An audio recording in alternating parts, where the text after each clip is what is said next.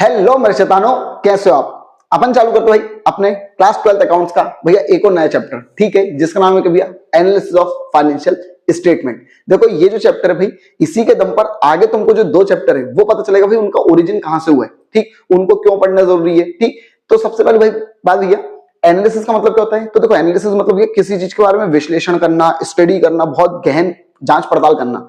किसके बारे में करना है?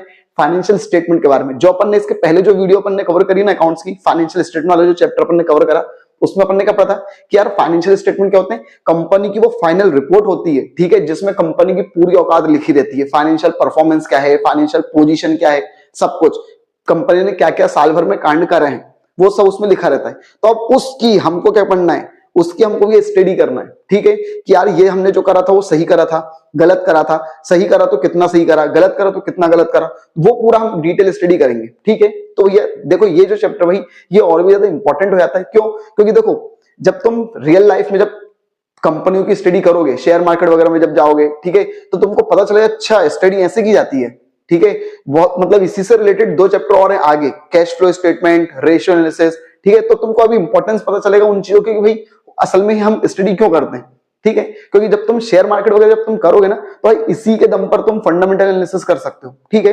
तो भाई प्रैक्टिकल तरीके से सोचा करो किसी भी चैप्टर को कि भाई हम क्यों पढ़ रहे हैं, ठीक। हो सकता है भाई इसमें से कम नंबर का या ज्यादा नंबर का या वो अलग बात है, ठीक।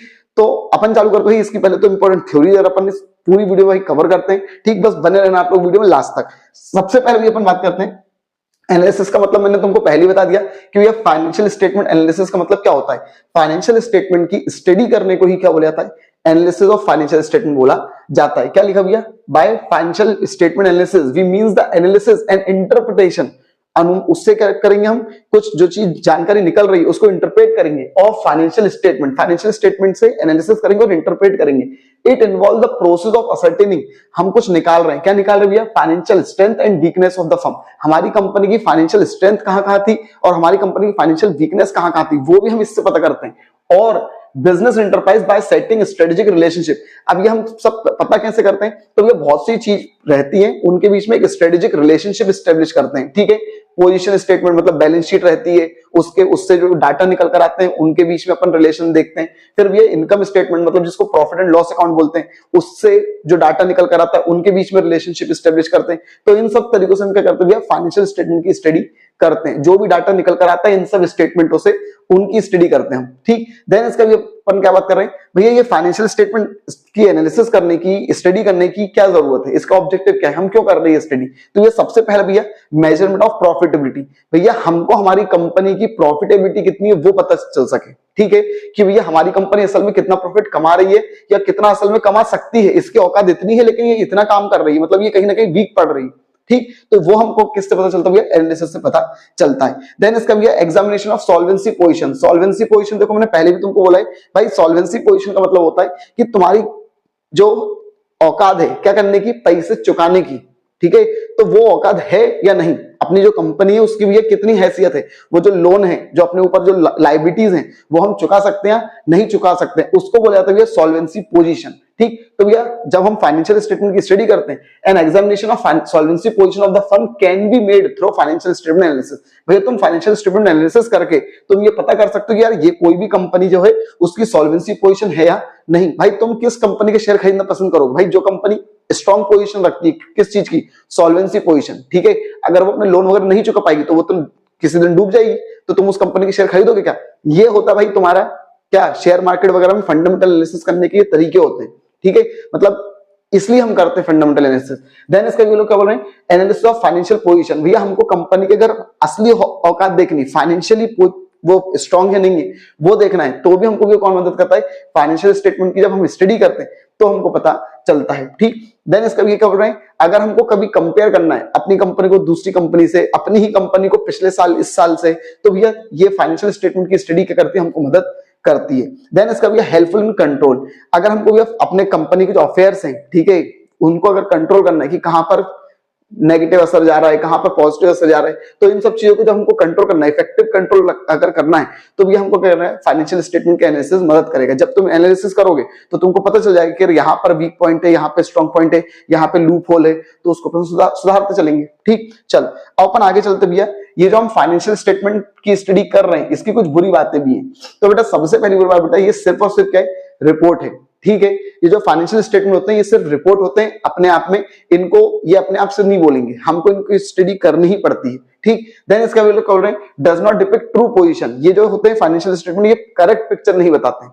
ठीक है, देन इसका भी लोग क्या बोल रहे हैं, हिस्टोरिकल कॉस्ट। भैया ये जो फाइनेंशियल स्टेटमेंट होते हैं ये किस पर डिपेंड होते हैं, हिस्टोरिकल कॉस्ट पर, मतलब जब वो चीज खरीदी थी उस कीमत पर वो रिकॉर्ड है। ठीक है, लेकिन मार्केट में तो आज उसकी कीमत कुछ ज्यादा कम हो सकती है ना, तो वो असली औकात नहीं बताते, हिस्टोरिकल कॉस्ट भी बताते रहते हैं हमेशा। ठीक, ये do not depict true position, ये वाला भी एक बार कर लेना भाई। ठीक है, क्या बहुत सी ऐसी चीजें होती है जो बैलेंस शीट में हम फालतू में दिखा देते हैं, लेकिन असल में उनकी वैल्यू कुछ रहती नहीं है। ठीक, तो वो ट्रू पोजीशन नहीं बताते हैं। फिर बेटा लैक ऑफ क्वालिटेटिव एस्पेक्ट, क्या बोल रहे भैया, बेटा फाइनेंशियल स्टेटमेंट में सिर्फ क्वांटिटी वाली चीज दिखाई जाती है, नंबर में।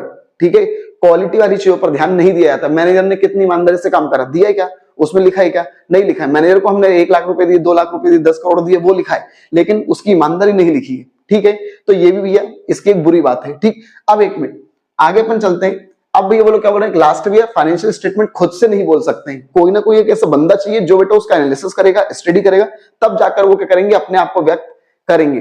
फाइनेंशियल स्टेटमेंट खुद से नहीं बोल सकते।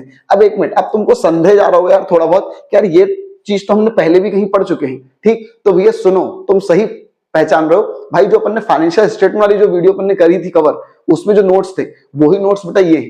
ठीक है, जो फाइनेंशियल स्टेटमेंट के ऑब्जेक्टिव्स थे, लिमिटेशंस थे, वही भी ये इसके भी ऑब्जेक्टिव्स और लिमिटेशंस हैं। ठीक है, चलो अब अपन बात करते हैं, बस थोड़ा सा फर्क देखना मैंने कहां पर चेंजेस करने वो देखना बस तुम। अब बेटा अपन बात करते हैं फाइनेंशियल स्टेटमेंट एनालिसिस करने के कितने तरीके होते हैं। तो बेटा 2 तरीके होते हैं, एक होता है इंटरनल, एक होता है एक्सटर्नल। ठीक है, अंदर और बाहर की अगर अपन बात करें तो एक होता है भैया हॉरिजॉन्टल और एक होता है वर्टिकल। ठीक है, मतलब ये दो तरीके से 4 हो गए। अब बेटा इंटरनल मतलब भैया जब अंदर के लोग स्टडी करेंगे तो वो इंटरनल हो गए, जब बाहर के लोग हमारी कंपनी के बारे में स्टडी करेंगे तो वो एक्सटर्नल हो गया।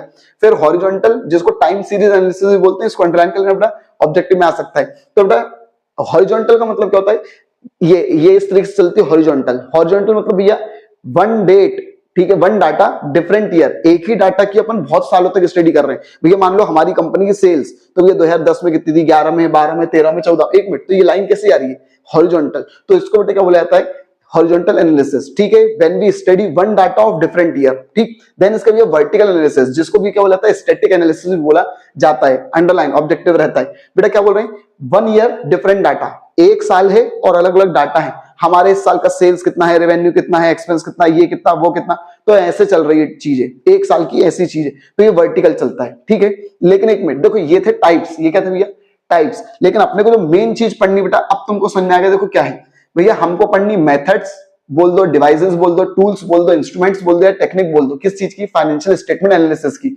ये बेटा ये चीजें हैं। अब देखो इसमें बेटा 4 स्टेटमेंट होते हैं। ठीक, मैं फिर बोल रहा हूँ, फाइनेंशियल स्टेटमेंट का जो एनालिसिस होता है वो करने की भैया कितनी टेक्निक होती है, 7। कितनी होती है भैया, 7 टेक्निक होती है। ठीक है, टेक्निक बोल दो, इंस्ट्रूमेंट बोल दो, टूल बोल दो, कुछ भी बोल दो। ठीक है, तो 7 टेक्निक होती है, जिसमें से बेटा 4 क्या होती है, 4 स्टेटमेंट होते हैं और 3 एनालिसिस होते हैं। ये बताने का मेरा तरीका है, 4 स्टेटमेंट होते हैं ताकि तुम याद रखो, 4 स्टेटमेंट होते हैं और 3 एनालिसिस होते हैं। अब कौन कौन से वो देखो, सबसे पहले होता है कंपैरेटिव फाइनेंशियल स्टेटमेंट। क्या है स्टेटमेंट, इसका मतलब देखो, हम एक ऐसा स्टेटमेंट बनाते हैं जिसमें भैया हम अपने कंपनी को दूसरी कंपनी से या फिर अपने कंपनी की इस साल से दूसरी साल से भी क्या करते, कंपेयर करते हैं। ठीक है, क्या बोल रहे हैं, कंपैरेटिव फाइनेंशियल स्टेटमेंट वो स्टेटमेंट होता है, ध्यान रखना ये पूरे इंपॉर्टेंट है, 2 नंबर में भी आएंगे तुम्हारे। ठीक है, इसलिए ढंग से इनको याद कर लेना बेटा।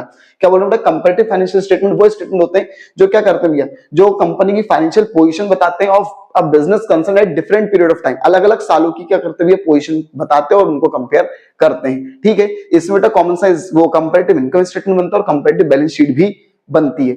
अब बेटा अपन बात करते हैं कॉमन साइज स्टेटमेंट, दूसरा स्टेटमेंट। इसमें क्या होता है भैया, हम क्या करते हैं भैया, इसमें हम स्टेटमेंट बनाते हैं। Common size statement refers to that statement in which figures are converted into percent. पहले तो बेटा सारे जो भी डाटा रहता है उन सारे डाटा को परसेंट में कन्वर्ट करा जाता है, लेकिन किसके दम पर, कुछ कॉमन बेसिस के दम पर। ठीक है, उनको कन्वर्ट किया जाता है। ठीक है, लाइक जैसे भैया नेट सेल्स के दम पर किसको कन्वर्ट किया जाता है, इनकम स्टेटमेंट के जो भी डाटा रहते हैं, इनकम स्टेटमेंट मतलब बताया था मैंने, प्रॉफिट एंड लॉस के जितने भी डाटा रहते हैं उन सबको बेटा परसेंट में कन्वर्ट किया जाता है, लेकिन किसके दम पर, नेट सेल्स के दम पर। फिर भैया बैलेंस शीट के जो भी डाटा रहते हैं उन सबको भी परसेंट में कन्वर्ट किया जाता है, किसके दम पर, टोटल एसेट्स के दम पर। ठीक है, ये दम पर मैं क्या कर रहा हूं, जब तुम इसके न्यूमेरिकल समझोगे ना इन दोनों को, तब अपने आप समझ जाओगे। ध्यान रखना ये जो दो हैं, ये जो दो टॉपिक हैं, ये दो टॉपिक बेटा इसी चैप्टर के न्यूमेरिकल में पढ़ने तुमको। ठीक है, अब अपन आते हैं बेटा कैश फ्लो स्टेटमेंट। तो देखो कैश फ्लो स्टेटमेंट ये अपना सबसे लास्ट चैप्टर। अब समझ में आया तुमको कि वो चैप्टर अलग से क्यों बना, भाई निकला वो यहां से। ठीक है, फाइनेंशियल स्टेटमेंट एनालिसिस करने का एक तरीका है वो, लेकिन क्या है ये दो तरीके इसी चैप्टर में दे दिए, ये तरीका अलग वाले चैप्टर में दे दिया। ठीक है, कि भैया इसमें बहुत बड़ा टॉपिक है तो भैया इसको अलग दे देते हैं, ये है वो चैप्टर। ठीक है, बाकी है वो इसी का पार्ट। बेटा क्या बोल रहे हैं, कैश फ्लो स्टेटमेंट। तो बेटा एक ऐसा स्टेटमेंट, ध्यान रखना यहीं पर मीनिंग इसका ढंग से कर लेना ताकि उस चैप्टर में दिक्कत ना हो। बेटा कैश फ्लो स्टेटमेंट वो स्टेटमेंट होता है विच शोज, जो क्या बताता है, change in the financial position of business. भैया बिजनेस की जो फाइनेंशियल पोजीशन है उसमें कितना चेंज हुआ, लेकिन किसके बेसिस पर, कैश के बेसिस पर। मतलब भैया कंपनी की 2023 में क्या औकात थी, कैश के बेसिस पर, और 2024 में कंपनी की औकात क्या है, कैश के बेसिस पर। वो डिफरेंस बताता है कौन, cash flow statement. Cash flow statement shows the causes of change. भैया कंपनी की जो चेंज हुई है किसमें भैया, कैश की पोजीशन में, उसके कारण बताता है कौन, cash flow statement of the business concern. किसके बीच में बेटा, between two dates of balance sheet. Balance sheet की जो दो डेट है, 2023 की बैलेंस शीट, 24 की बैलेंस शीट, तो इनके बीच में जो कैश में चेंज आया वो क्यों आया, वो रीजन भी कौन बताता है, कैश फ्लो स्टेटमेंट बताता है। अब इसमें बेटा तीन एक्टिविटी होती है, ऑपरेटिंग, इन्वेस्टिंग और फाइनेंसिंग। बाकी इसमें डिटेल्ड एक्सप्लेनेशन वगैरह अपन उस वाले चैप्टर में पढ़ेंगे जब अपन इसको पढ़ेंगे। ठीक, देन इसका बेटा लोग बोल रहे हैं फंड फ्लो स्टेटमेंट। देखो पहले ये भी एक अलग से चैप्टर हुआ करता था, ठीक है, लेकिन अब इसको बेटा नहीं करते वो लोग। अब देखो फंड फ्लो स्टेटमेंट, तो देखो कैश फ्लो स्टेटमेंट से थोड़ी बड़ी औकात रखता है फंड फ्लो स्टेटमेंट। ठीक है, कैश फ्लो स्टेटमेंट बस कैश की बात करता है, जबकि fund flow statement working capital की बात करता है। तो बेटा वो लोग क्या बोल रहे हैं, फंड फ्लो स्टेटमेंट भी एक स्टेटमेंट है जो बेटा क्या बताता है, source and application of fund. हमारा जो फंड है, जो वर्किंग कैपिटल है, वो कहां से आ रही है और कहां पर खर्च हो रही है। द फंड मींस, यहाँ पे फंड का मतलब है क्या भैया, वर्किंग कैपिटल, और फ्लो का मतलब होता है चेंज, मतलब कितना आया और कितना गया। आगे बोल रहे हैं दस, इसलिए बेटा फंड फ्लो स्टेटमेंट को क्या बोला जाता है भैया, statement of change in working capital भी बोला जाता है। ठीक है, चल अब बेटा अपन बात करते हैं रेशियो एनालिसिस। अब एक मिनट, ये इसके जस्ट बाद एक जो चैप्टर है ये उसका नाम है रेशियो एनालिसिस, या फिर अकाउंटिंग रेशियो करके उसका नाम होगा तुम्हारी बुकों में। ठीक, तो ये अलग से है। अब समझना है एक और चीज, क्योंकि ये वाला नेक्स्ट चैप्टर है। ठीक है, फिर से बोल रहा हूं, देखो 7 क्या होते हैं, स्टडी करने के तरीके होते हैं, तो जिनमें से 4 है स्टेटमेंट और 3 है एनालिसिस। ठीक है, तो उनमें से 2 जो हैं, ठीक है, कंपैरेटिव और कॉमन साइज, वो अपन इसी चैप्टर में पढ़ लेंगे। रेशियो एनालिसिस नेक्स्ट चैप्टर में पढ़ेंगे और कैश फ्लो स्टेटमेंट उसके बाद पढ़ेंगे। ठीक है, इसका मतलब देखो trend analysis, break even analysis और फंड फ्लो स्टेटमेंट ये अभी अपने सिलेबस में नहीं है। ठीक है, ये सब तुम कॉलेज वगैरह में पढ़ोगे। पहले ये था फंड फ्लो वाला, लेकिन इसको हटा दिया है। ठीक, अब देखो रेशियो एनालिसिस का मतलब क्या होता है। रेशियो मतलब पता है तुमको, वही बचपन से तुम पढ़ते आ रहे हो। रेशियो मतलब जब दो डाटाओं के बीच में अपन रिलेशनशिप स्टैब्लिश करते हैं, अपॉन अपॉन में लिख देते हैं। ठीक है, न्यूमरेटर और डिनोमिनेटर में लिख देते हैं, तो ये वही क्या हो जाता है, रेशियो बन जाता है। क्या बोल रहा है, ratio analysis means establishing mathematical meaningful and logical relationship. जब दो या दो से ज्यादा दो डाटाओं के बीच में अपन जब मैथमेटिकल और मीनिंगफुल और लॉजिकल रिलेशनशिप स्टैब्लिश करते हैं, ठीक है, दो या दो से ज्यादा डाटाओं के बीच में जो म्यूचुअली एक दूसरे से संबंध रखते हैं। ठीक है, ध्यान रखना डाटा भी कैसे होना चाहिए, जो एक दूसरे से संबंध रखें। ऐसा नहीं कि भैया एक है किलोग्राम में और एक है मीटर में, ऐसी चीजों को कंपेयर नहीं कर सकते, ऐसी चीजों का रेशियो नहीं निकाल सकते। ठीक है, जस्ट एग्जांपल था। तो ये वो लोग क्या बोल रहे हैं, ऐसे अकाउंटिंग फिगर जो एक दूसरे पे संबंध रखते हैं, ठीक है, उनके के बीच में जब अपन रिलेशनशिप बताते हैं, फिर बोल रहा हूं ऐसे अकाउंटिंग डाटा जो एक दूसरे से संबंध रखते हैं, जब उनके बीच में हम भैया क्या बताते हैं, मैथमेटिकल रिलेशन बताते हैं, मीनिंगफुल और लॉजिकल रिलेशनशिप एस्टेब्लिश करते हैं, उसको भी क्या बोला जाता है, रेशियो एनालिसिस। ठीक है भैया, करंट एसेट्स कितनी है और करंट लायबिलिटी कितनी, इनको कंपेयर करके देख लो कि भैया करंट लायबिलिटी जो है वो पूरी हो पाएंगी, मतलब उनको हम पूरा चुका पाएंगे करंट एसेट्स के दम पर या नहीं। तो ये दोनों एक जैसे डाटा है। ठीक है, तो ये करंट एसेट्स और करंट लायबिलिटी का अपन ने क्या कर दिया, एक रेशियो बना लिया। ठीक, तो इस तरीके से अपन देखते हैं करंट रेशियो, वो रेशियो एनालिसिस। आगे बोल रहे हैं ratio can be express. Ratio को बेटा हम परसेंट में भी बता सकते हैं, प्रोपोर्शन में भी बता सकते हैं, फ्रैक्शन में भी बता सकते हैं और टाइम्स में भी बता सकते हैं। ठीक है, इतना गुना है, ठीक है, इतना फ्रैक्शन में है, ठीक, इतने परसेंट में, ये सब। बेटा ब्रेक इवन एनालिसिस, बेटा ये भले अपने सिलेबस में नहीं है, लेकिन ये 2 नंबर में कई बार बेटा ये ऑब्जेक्टिव में आ चुका है, ऑब्जेक्टिव में भी आ चुका है और 2 नंबर में अलग से लिखने को भी आ चुका है मीनिंग। तो देखो ब्रेक इवन एनालिसिस, इसका मतलब बेटा एक ऐसे break, the term break even point refers to that point। Break even point वो पॉइंट होता है जहां पर टोटल कॉस्ट जस्ट किसके बराबर होती है बेटा, टोटल सेल्स के बराबर। मतलब जितने रुपए का माल तुमने जो कॉस्ट थी वो जस्ट किसके बराबर थी, टोटल सेल्स के बराबर। इसका मतलब इस पॉइंट पर तुमको ना प्रॉफिट होता है ना लॉस होता है। क्या बोल रहे बेटा, अब business concern neither earn profit nor suffer loss. इस पॉइंट पर ना वो प्रॉफिट कमा रहा है ना वो लॉस कमा रहा है। ठीक, तो इस पॉइंट को निकालने को ही क्या बोला जाता है, इस पॉइंट की स्टडी करने को ही क्या बोला जाता है, ब्रेक इवन पॉइंट एनालिसिस बोला जाता है। अब business concern must analyse the point, company को भैया वो पॉइंट पता ही होना चाहिए, हर कंपनी को अपना वो पॉइंट पता होना चाहिए जिस पॉइंट पर उसको ना प्रॉफिट होता ना लॉस होता है, ताकि भैया उस पॉइंट से आगे बढ़कर वो इफेक्टिव डिसीजंस ले सके। ठीक है, चलो अब इसका भी एक लास्ट होता है ट्रेंड एनालिसिस। इसमें बेटा कुछ नहीं होता है, under this device the financial statements are analysed by finding out the trend. ठीक भाई, कोई भी एक डाटा है तो उसका बेटा ट्रेंड देखा जाता है, एक सीरीज बनाई जाती है और उसका ट्रेंड देखा जाता है कि यार वो किस तरीके से ऊपर नीचे जा रहा है। ठीक है, जब अधिकतर तुम ग्राफ देखते हो तो वो ग्राफ ऐसा गया फिर यूं गया, ये ऐसा ऐसा ऐसा, तो वो ट्रेंड देखा जा रहा है। किसी एक पर्टिकुलर डाटा का क्या देखा जाता है, ट्रेंड देखा जाता है कि नंबर ऑफ ईयर्स में उसमें क्या चेंज आए। ठीक है, उसको भी क्या बोला जाता है, ट्रेंड एनालिसिस बोला जाता है। This method ascertain upward and downward, कभी ऊपर गया या नीचे गया, वो सब चीजें देखी जाती है, डायरेक्शन वगैरह देखा जाता है। ठीक है भैया, ये हो गया भैया अपना ऑलमोस्ट ये चैप्टर की थ्योरी पूरी खत्म हो चुकी है। ठीक है, एक एक कॉन्सेप्ट भाई मैंने आप लोगों को बता दिया है, समझा दिया है। इसके बाद अपन कैसे क्या पढ़ने वाले हैं, वो जो 2 चैप्टर है वो किस तरीके से लिंक है इससे, ठीक है, उनकी उत्पत्ति कहां से हुई, सब आपको मैंने डिटेल बता दिया है। ठीक है, देखो कॉन्सेप्ट अपना क्लियर रखा करो, ठीक, कि कोई भी चीज कहां से निकली है, ठीक है, उसका यूज क्या है, हम रियल लाइफ में उसको कैसे इस्तेमाल करेंगे। ठीक, ये पढ़ने से सिर्फ कुछ नहीं होता भाई, आपको उसका रियल लाइफ एग्जांपल पता होना चाहिए, रियल लाइफ में हम उसको कैसे कनेक्ट करेंगे।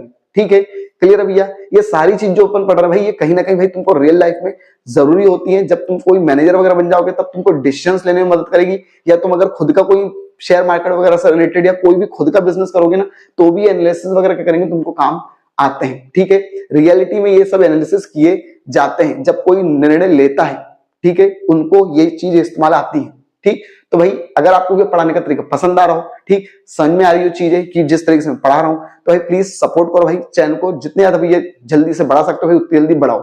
ठीक है, अपनी ग्रोथ थोड़ी सी रुक गई है अभी, 652 ही हो गए अभी। ठीक, इस पे थोड़ा सा कांस्टेंट हो गए, तो भाई प्लीज इसको जल्दी से जल्दी भाई बढ़ाओ। ठीक, ताकि अपन और ज्यादा लोगों तक पहुंच सके, 1000 सब्सक्राइबर कम से कम अपने जल्दी से भाई हो सके। ठीक है, और वीडियो भाई लपक के मस्त देखा करो भाई, फुल पूरे देखा करो, बीच में स्किप वगैरह मत करा करो। कब तुम्हारे दिमाग से कौन सी चीज मिस हो जाएगी भैया, कौन सी चीज छूट जाएगी, कौन सा ऑब्जेक्टिव निकल जाएगा, पता नहीं चलेगा। ठीक है, तो इसलिए भाई वीडियो भी पूरी देखा करो, बिल्कुल स्किप मत करा करो। आपको एमपी टॉपर हमको भाई बनाना है, ये हमने ठाना है। ठीक है, तो प्लीज भाई आप भी सपोर्ट करो। Thank you.